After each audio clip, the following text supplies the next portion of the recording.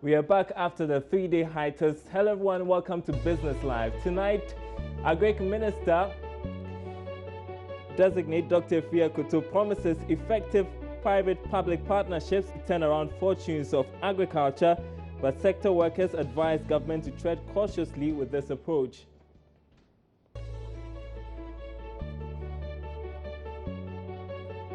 Also coming up, Danish government announces intention to cut aid to Ghana because of a new economic status. We'll get the views of an economist on this.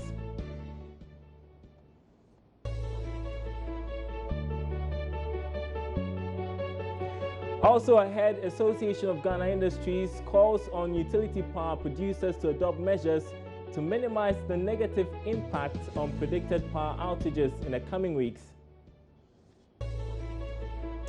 My name is Daryl Kwao. Thanks for joining us tonight.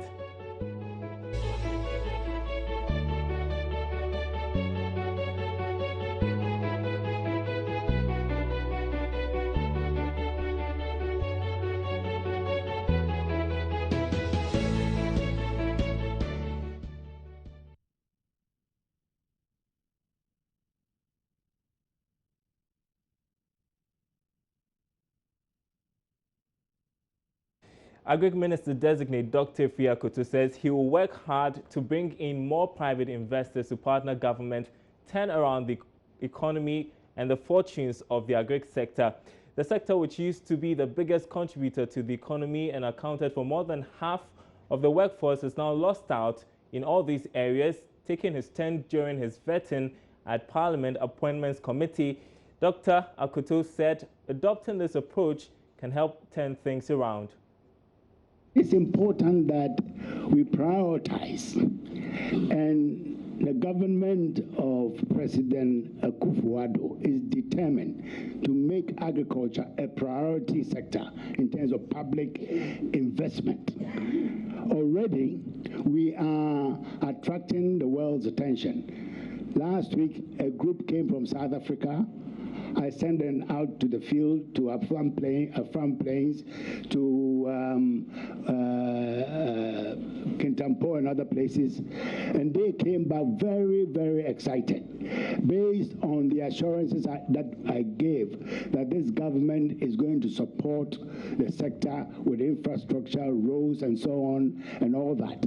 Unlike the previous administration, this administration is determined to prioritize agriculture in terms of public allocation of public resources to attract the right investment, not only foreign, but also local. So we need to make agriculture attractive so that the young ones can see that there's an opportunity for them. Until that happens, the kids will run away from the farms. But agric workers are cautioning government on the public-private partnership approach in addressing the funding problem facing the sector.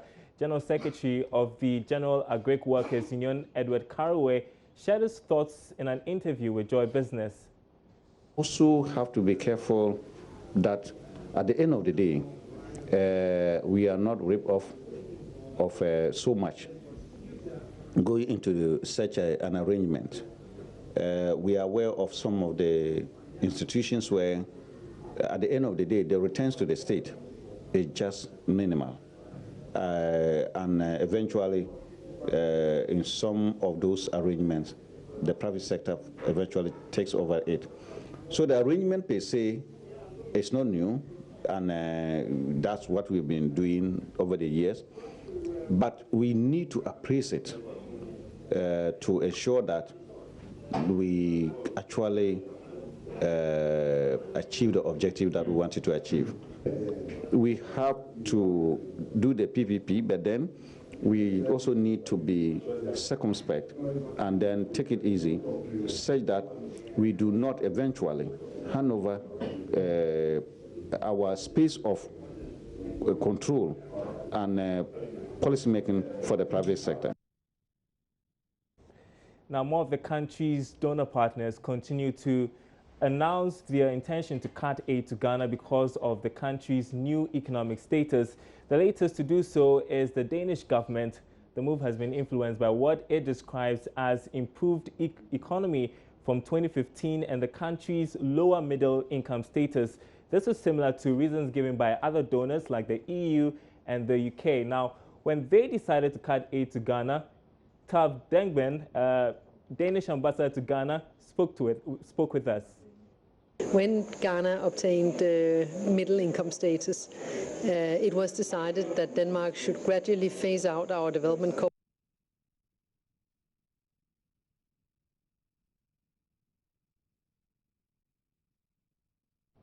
Right, earlier on the marketplace, host Emmanuel Abuajiriafe asked economist Courage Mate what the impact of this very development would be on Ghana's economy and the way forward.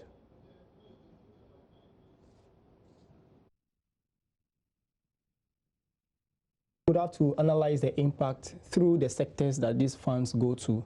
Okay. And normally these funds tend to go to health, education, agric, and energy. So when it comes to health, for instance, you recall that one of the critical points or selling points in the last election was the fact that the National Health Insurance Scheme is not functioning as it ought to. And one of the main reasons is because of financial challenges, in the payment of claims. And so if you have a donor funding that will be withdrawn now, it sets the government back in its attempt to make that particular sector function very well. Then in the area of energy, we've gotten to the stage where increasing reliance on thermal is one reason why our tariffs are so high. Now, you want to blend that up with not just hydro, but you want to bring in renewable energies like solar and wind. Now, the initial setup cost for this kind of energy is quite high. And so some of these funds tend to go into that area of energy supply. This is an area where the government, again, will have to look for funds to supplement that shortfall. Then you go to education. We know of the capitation grant and the expansion in the access to education and the fact that this government also wants to do free senior high school education. This would have to be funded. Donors are pulling out of those sectors as well. Then it sets a lot of challenge in front of the government that it will have to surmount. So the impact would have to be analyzed through these sectors, then the multiplier effect on the aggregate economy. All right, so even before we go to the impact, now you would agree with me that even though we've achieved or we've come by this middle income status, for instance, in our energy sector, we still have problems, we still have challenges. We are yet to become self-sufficient in the energy industry. Now, exactly. You don't think that these donor supports could help us, continue to help us in a way, and then gradually go off this support? Well, yeah, but then they are also looking at the fact that if you put your finances in order, you should be able to, cater for some of these needs. Like, for instance, they think that there are a lot of leakages in the system. We know about how one of the focal points of the IMF program in the first year was to clean the payroll. And so those savings would have to go to critical sectors. So they're expecting you to do some of these savings, efficient utilization of funds so mobilized so that they can then go to those areas. And then they're also expecting you that the generation mix should be such that it is consistent with affordability. You should not just go for availability and sacrifice affordability. So these are the levels that they've seen you've gotten to and should be able to bootstrap and do your own housekeeping. Energy policy think tank Africa Center for Energy Policy has hinted that the nation could be in a power crisis again if urgent measures are not put in place, partly as a result of the scheduled maintenance works on the Kwame Nkrumah FPSO due in February this year. Minister for Energy-designate Boakye Jako has, however, downplayed any such impact. There's more in the following report. Ghana's industries have been hard hit by the impact of the energy crisis due to unstable gas supply from Nigeria and supply inconsistency by the Jubilee field. Even though the situation has been judiciously managed, the country is not out of the woods yet. For instance, ASEP is cautioning that Ghana will be going back to a pleasant situation of doomsday to the detriment of businesses if measures are not put in place. But according to the Energy Minister-designate, government is in control of the power challenge. We are moving from doomsday to a steady state of power supply to the ideal state of uninterrupted power delivery. The problem of doomsday, in our estimation, is not a technical problem. If you look across the spectrum of the energy sector, we have some of the best brains and technical people in our energy sector in Africa. On his part, CEO of the Association of Ghana Industries, Sachuma Kwabwa, believes the situation will not have any significant impact on businesses, even though he cautions that government must work out a strategy to replace the deficit in power supply. This is not to say that there wouldn't be occasional interruption, and therefore, if occasionally it happens, we can't just conclude that the power situation has gone so bad and so on and so forth. You have to monitor it for a while and be sure that the situation persists for a relatively long time. Then you can make a judgment or a pronouncement. At this moment, I don't think it's reached the stage where we should make that kind of pronouncement. I agree that in the residential areas, we saw a few outages. But you see, they always explain technical reasons why there could be outages. The fact that there's a power outage does not mean that you are not producing enough. The fact that there's power outage does not mean that you are not supplying enough or transmitting enough. It only means, it may mean that there are technical challenges that could be dealt with, immediately. So I think for now, we've not had complaints about power instability. The complaint that has been with us since last year has been the cost. And I'm sure with time, as we look at it, there will be a resolution to that matter as well. The AGI says other challenges such as financial distress of the utility companies, fuel supply security, high tariffs and suppressed demand combine to impact the economy as a whole. And the world's oldest oil spill response unit, DESME, is collaborating with local offshore services company SeaWorld Engineering Limited to boost emergency oil spill response in Ghana's offshore oil sector. Officials of the global oil spill response giant say the choice of Ghana follows growing interest in Ghana's offshore sector as well as the relative stable growth of the economy. Their technical support team, they say, will help bolster competitiveness in the sector. Oil discovery has generally boosted investor interest in Ghana, especially as the upstream sector increases exploratory activities. Oil spillage is one of the major incidents that occasionally occur in offshore environments and which could result in massive expenditure to clean up. With the massive oil spillage in Mexico's offshore industry in 2010 by international oil giant BP, concerns have been raised on how prepared Ghana is in the event of a major oil spillage in the Jubilee and subsequent oil fields. The newest Danish entrant, DESME, says it's poised to invest massively in Ghana to protect the environment should any serious spill occur. The executive officer of DESME believes that his outfits can best solve this problem. He tells Joy Business that government would, however, have to invest heavily on offshore services to avert any massive spillage. It is so essential to have the response set up in place before anything happens, because it can happen now as we speak. And if you're not prepared with trained crews, skilled people, equipped vessels, equipment in place, then there can be a real disaster. And that is what has been seen in other places. So preparedness is the key. The Danish ambassador to Ghana, Tove Dengbol, tells Joy Business DESME in Ghana will utilize Ghana's skilled human resource to promote job creation in the industry. DESME is providing high-quality products. They have partnered with two Ghanaian companies, SeaWorld and Flat Sea, which are both very strong in the market also. And together we are sure that they are going to be extremely successful. DESME is expected to liaise with two of Ghana's local giants in the provision of anti-oil spillage services. Let's get you updated on some news on the international front. The Dow Jones Industrial Average traded above 20,000 for the first time at the start of trading today. U.S. share prices have been boosted by hopes that the economic policies of the new U.S. President Donald Trump will boost his country's economy. The index of leading U.S. shares rallied after Mr. Trump's election win and was close to breaking 20,000 on the 6th of January. It fell back a bit but rose again following Mr. Trump's signing of several executive orders since his inauguration.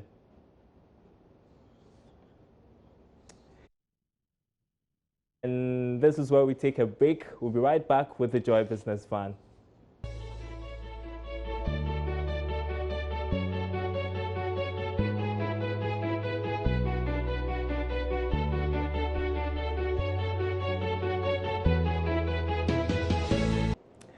Welcome back. Now, a holiday in New York turned out to be an eye-opener for two close friends, Agric and Rima Turkey. They run a lucrative mobile kitchen here in Accra. Today, the Joy Business Van heads to the Gimpo Law School, where they are currently stationed, to hear more about their story.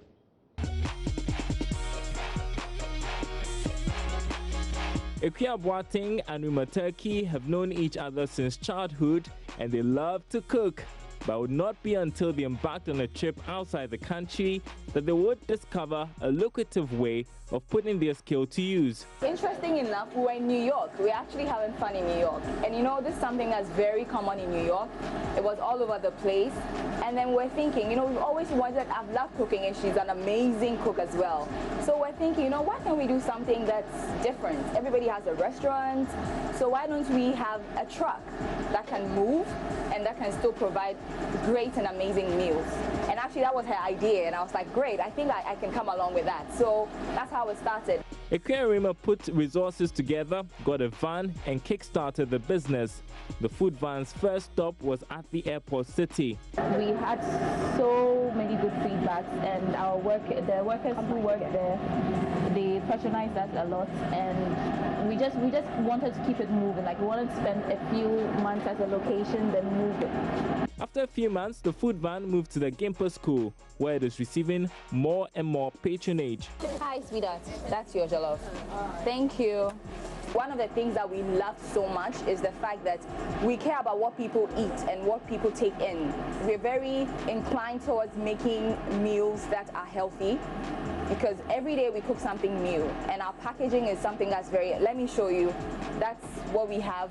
It's affordable, it doesn't break your bag, it's 20 cedis, you have all of this, and then here's an example of our jollof with grilled chicken. Looks very, I mean, the bowls are amazing. You can reuse them, you can microwave them, you can keep the food till maybe later in the evening when you're ready to eat, and then you can microwave it. It's very, very handy. You can reuse the bowls as well, so you are not just paying for the food, you're actually getting something extra.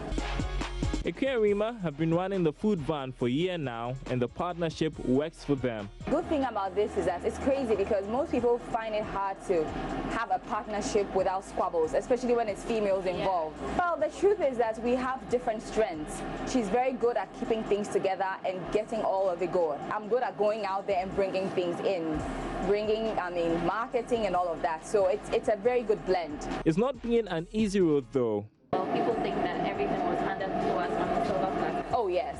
You know, people actually think, oh, these girls, somebody probably gave it to them. But it's not that. We actually went out there, we bargained for everything. We went for our own space, we spoke to them. We invested a lot of our money in it. Yes. It was not cheap.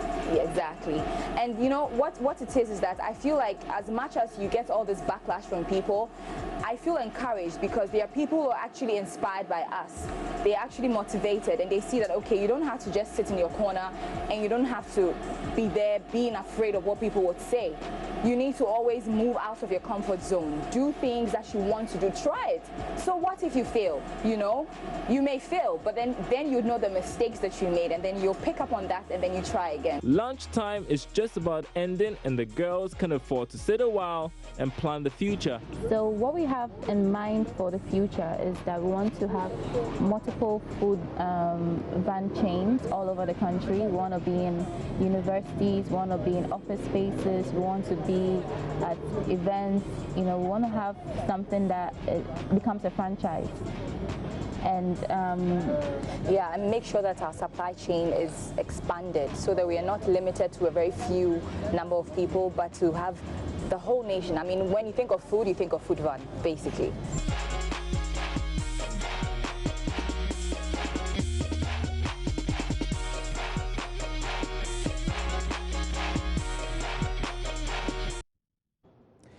Interesting stuff. So you can catch a repeat of this episode of the Joy Business Van that's on Marketplace at 1 p.m. tomorrow. Also follow the story online on our website, myjoyonline.com/business. Time now for Busy Bits.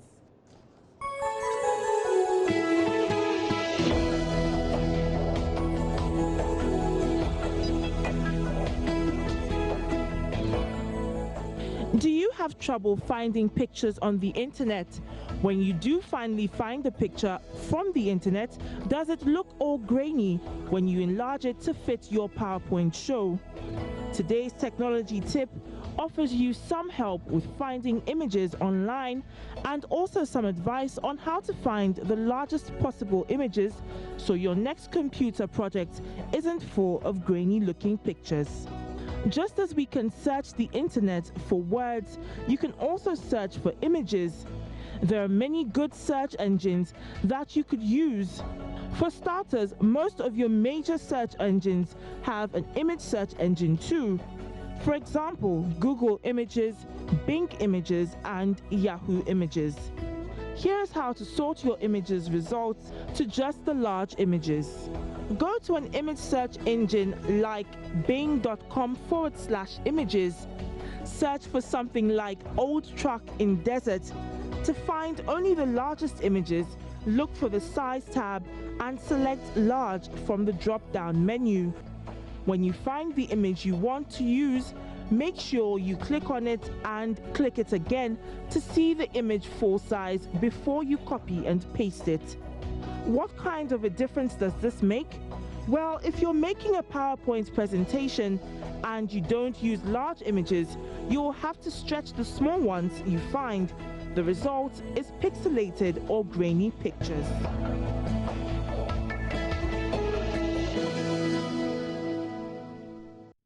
Business van, empowered by. Welcome back. Time now for our interview of the day. Now, the amended Bank of Ghana bill has been lauded as timely for the banking sector as it further strengthens the central bank's functional autonomy. Joy Business spoke to banking consultant Nanotue Champong on the sidelines of a seminar on the new banking law. The law, he says, further enforces the rights of bank customers.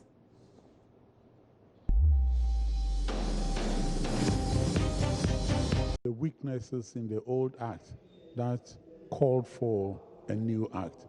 One of them is the scope that it covers.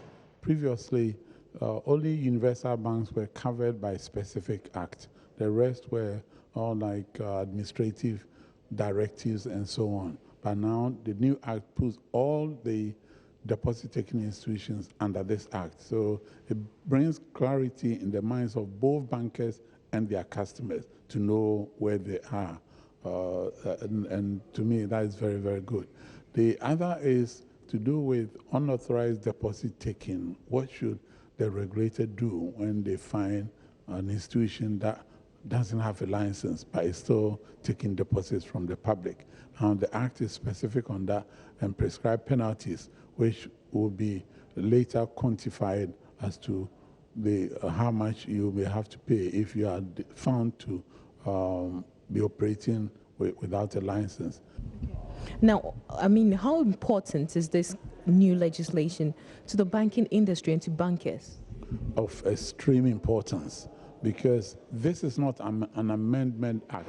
This is a repealing act in the sense that it repeals the two major acts that were in existence, Act 204, Banking Act 2004, and the Amendment 1 of 2007. Now this one repeals both of them, in other words, put them in the bin and replaces both with this new one. And this new one also consolidates all there is within the industry. So to both the banks and their customers, this is a very, very important piece of legislation. Okay. Now, would you then say that this will increase customer confidence in the banking sector? For as long as the education is ongoing. Presently, we have started the education. Bank of Ghana also on their part are also doing part of the education. So I think if we can intensify to let both those players within the industry know about some of the provisions of the Act, as well as the consuming public also get to know some of the provisions, because it reinforces the rights that they have. If you take the issue of dormant account, now everybody will know that if I have an account with a bank and I don't go there for 5 years, then I have to go to Bank of Ghana to look for my money, because the new law says that once the account goes into dormancy, after 5 years, the balance should be transferred to Bank of Ghana. So you don't have to go to the institution again.